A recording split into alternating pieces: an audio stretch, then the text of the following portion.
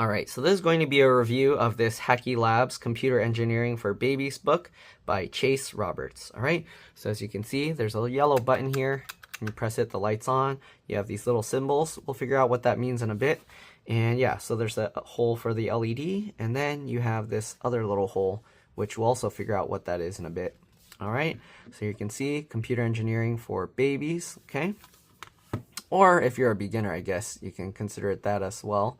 Okay, so let's go ahead and take a look.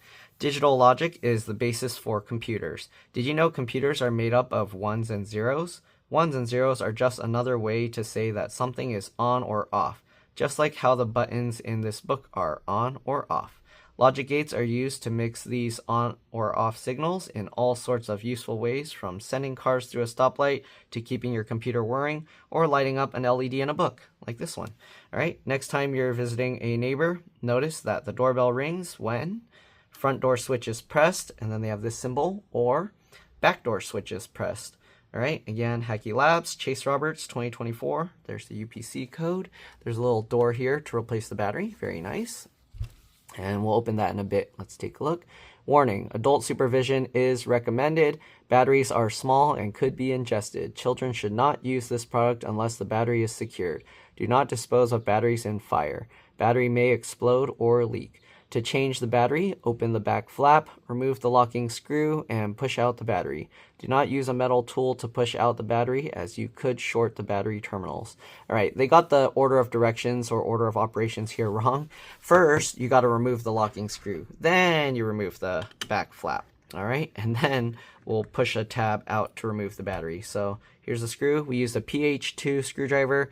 Obviously, you can use other screwdrivers as long as it fits well in here. Don't use one that's too small, because then you can strip out the screw. All right, so now that you got the screw out, if you have fingernails or something small and thin, you can use that to lift this cover off and take it out. If you don't, then you'd have to kind of like just tap this kind of hard into your hand like that, and it'll pop out. Okay, so here we have the battery. Pretty nice. It's a standard CR2032. They use this in a lot of computers, most desktops, to maintain the CMOS, BIOS, RTC, real-time clock battery information. So all the boot up information, it's held in place with the battery. If the battery's lost or removed from those, it resets. Anyways, this isn't a computer. This is a book with some circuits in it. So let's go ahead and take a look. To remove the battery, you have this tab here. It has little things that kind of go over to hold the battery in place. When you pull this tab back, you can see it pops up. Be careful, because you don't want this battery flying away. And here you go. All right, so the battery has two parts. There's a positive, and then the other side's the negative. So the positive side is called the anode, and then the negative side is called the cathode. And I think it's because there's like anions and then cations on the negative. I don't know how batteries work. If you want to learn more about that, you can look it up. But the way I remember the positive and the negative is, okay, so anode starts with an A. So when you get an A in school, you want it to be an A+, right? So that's yeah, anode. And then cathode, it's like starts with a C. That's like a low grade. So we'll just think of it as C-. I don't know. Anyways, whatever works for you. All right, to get the battery back in, you put this side in first, then you click it down. That thing will spring backwards, and then it will latch over the battery again. All right, now we'll just get this back into place, and then we'll screw it back in. Also, if you didn't know, screws go in clockwise. If you turn it backwards, you can see it's not doing anything. Okay, and then we'll twist it forward. Usually what I like to do for these kinds of things, because the screw is kind of digging into plastic, you want to twist it backwards first so that you feel it kind of click. It'll basically drop into place, and then twist it clockwise to go in. It should be pretty easy to turn clockwise, so if it's somewhat hard to turn, you want to twist it counterclockwise again to get it in right, so you don't strip out the hole for the battery. Otherwise, the screw might just fall out later, and also it might not unscrew easily if you damage it. Okay, so let's go ahead and take a look. So the left side doesn't really have much. Chase Roberts, it's just solid. There's like a reddish orange color. Okay, so you have this wire here. So this is just a straight wire to the light. When you press this button, you can see it lights up green. Okay, so just like that. So we go to the next one, and now we see this symbol means not. So it has like a 0, so it's like off. Okay, so if this is not pressed, then this is on. So when you press it, it turns off, right? Also, if you notice, now there's 2 holes here. The left side of the book, you can see it has like these circuits. All right, shows here, pretty cool. All right, there we go. So if you look at the front, because it has 2 knots, it's like a double negative. All right, so basically, if this isn't pressed, if this is not pressed, then basically it's off. So that's how it works, double negative. If it's not pressed, then it's off, all right? Or, sorry, if it's not pressed, right, then it's on, because you have to press this for it to go. So like this is if it's pressed, then it's on. And this is if it's not pressed, then if it's not pressed, then it's on, okay? And as you can see, the amount of holes here are getting more and more, okay? So now we got 3 holes there. All right, you're probably wondering what those holes are for, and I'll explain it.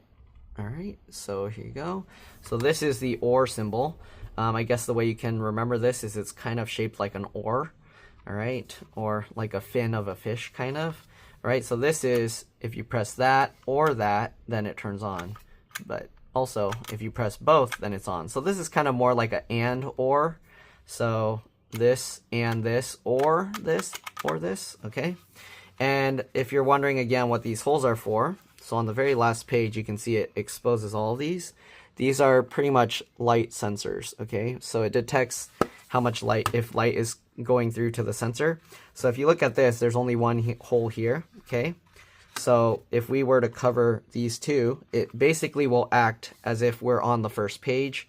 So now it's the well, the first page or the second page, all right? So basically this is like now thinking the straight wire, we're on the straight wire page or the double negative not page, okay? And what does this do? This one goes red now, which is interesting because no other page would have just this hole with the red button. So that's another kind of bypassing their thing, and they still programmed it to light up, which is interesting. Okay. Then the next page we have and, okay, so you can see this other side, circuits drawn on there. So this is like a PCB, printed circuit board stuff they're showing here. Okay, then this one is you have to press both, because if you do this or this, nothing happens. You have to do this and this, then it lights up purple. Okay, so pretty cool. So this is only and, or doesn't work there. Okay, so now we got this. So we have this not or. Okay, so you look at this, more computer printed graphics, printed circuit boards. All right, so if you do that or this, you can see it lights up green, but if you do both, that. So it's, this one is or, not and, okay? So this thing kind of blocks off the and, so if you're having them combined, it has a gap here, see? So basically if you and, it breaks that, okay? That's how you can remember that. But again, this is and or, because it also works as an and. So keep that in mind. This kind of stuff you need to know when you're like trying to create or program something, because if you use the wrong one, then it might do something you don't intend for it to do. Because if you're saying only if you press this or this, and then you don't put that little line in front for the not or, okay, then if somebody presses this, you go, wait, we didn't want that to happen. So you need to make sure that you're using the right logic here, the right circuits or the right symbols. Okay, otherwise it's not going to work properly. So there's the not or. Okay, then we have the latch. So this one's a bit more complex. Okay, it's combining all of the things together. Obviously all these lines are just wires. Then we have a not here, we have an and here, and then we have a or. Okay, so if you press both, you can see it's on, right? If you press that reset, it turns it off. Okay, if you press reset by itself, nothing happens. This one turns it on. Okay, so we do that. Okay, so the logic behind here, so we have not, if this is press, not, and then we have and, the light is on. So basically, if the light's on, then, and we press this, then not. That means turn the light off, okay? Then we have the other and here. So this goes to an or, and then the light here. So if this and this, wait, so how come if you press both, it stays on? Is that a issue? Is that an error with this code, with the thing, programming diagram? I don't know. Okay, so this, if you go this route, it goes straight through. So or, then the light's on. And this one makes it go to not, so off. So actually, I think this is programmed a little wrong, because if you have this not here and then the and, right, and then this goes to the or, this should be a and or, right? Wait, how would that work? It doesn't cancel it out. See, if you press both, I need an actual engineer that designs this stuff for a living. Is this correct? If you press both, is it supposed to go on? Because this is the and or. They're kind of like conflicting with each other. This one's trying to turn it on and this one's trying to turn it off. So if you're pushing them both, wouldn't that cause it to crash or something? Because it would do like an infinite loop of on and off. I don't know. Maybe it should be like flickering to try and turn itself off. I don't know. Okay, I need an actual engineer's opinion or knowledge on this subject. What would happen if you actually program this into a computer? Would it do this effect? Would it turn it on? Because this is off and on at the same exact time, right? I don't know, but that's how the latch works on here, okay? This is supposed to turn on and this is supposed to turn it off or reset it, because this keeps it on, okay? So actually, how does the, because basically if you do the or, right? So the or is basically this, but you see how it turns itself off? So there's actually a lot more complexity to this, I think, right? Or does this make it somehow stay on?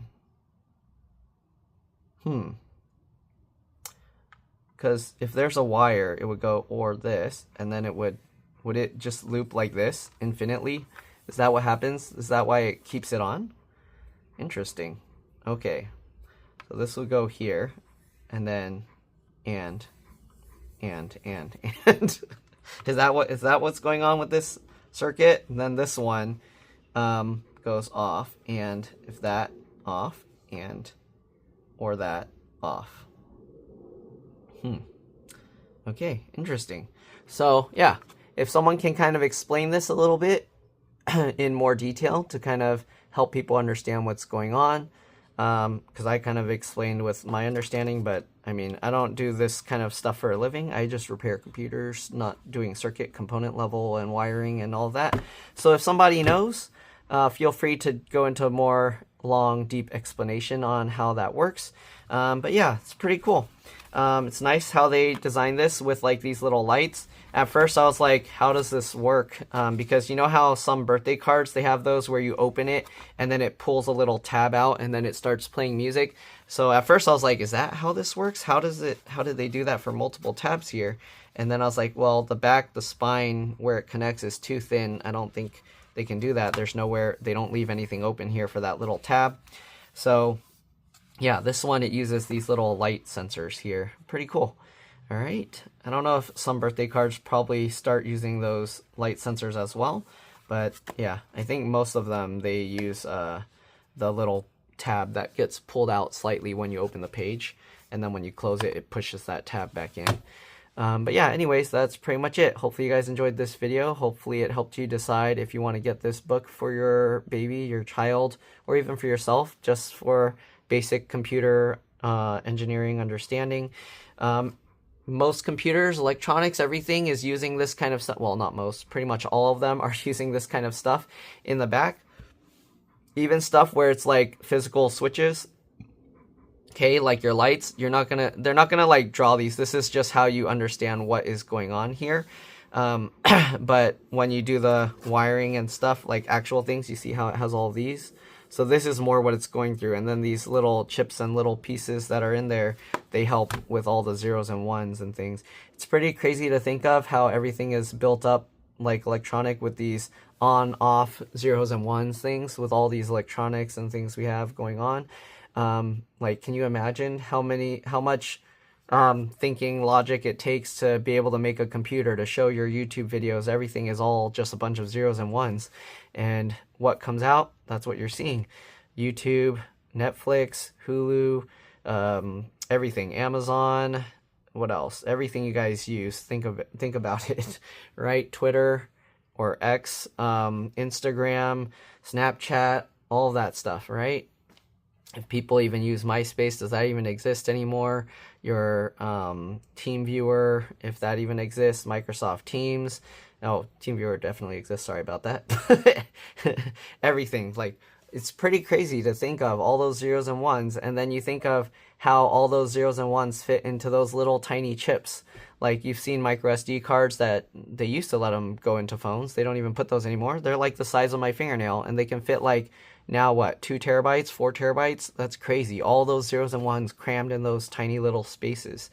So yeah, lots of stuff to think about. If you're interested in computers and engineering, maybe look into it.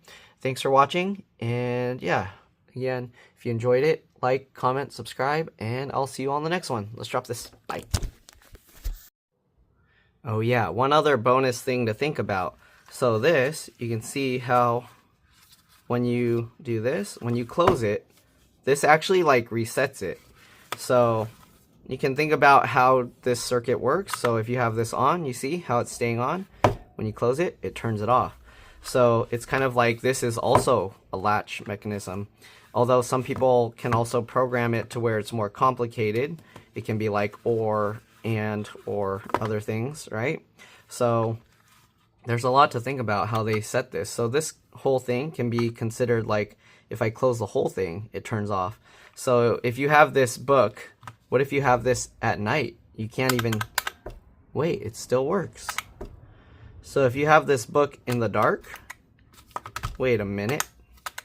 If you have this book in complete black darkness, it functions as the latch. Wait, and then it needs light. So that's one thing to watch out for, because if you have this book at night in the dark, and let me see, I don't think I can get it dark enough here because it's light right now. Let me try turning off the flash. No, it's not dark enough. But if you have this in the dark, okay, and it's just like dark in the room, let me see if this works. Will that? Oh, it has to be pretty dark, it looks like. You see? Then it acts as a latch and it stays on. So make sure if it's in a pitch black room, I mean, let me go actually test this because I don't have, let me go to a pitch black room here and then we'll test this. Okay, it's not pitch black, but it's pretty close. If I press it, actually it's acting as the green one. Wait, is it because, it's because my camera has an infrared light. Oh no. Okay, let me see if I can cover that and then we'll try again. Okay, you can see there's a little light coming through there, but okay, infrared light is covered. Now if I press it, wait, where's it getting light from? Okay, you see that? Sometimes it's lighting up blue. It's the infrared light shining through my finger. Okay, you can see it's now kind of acting as the latch.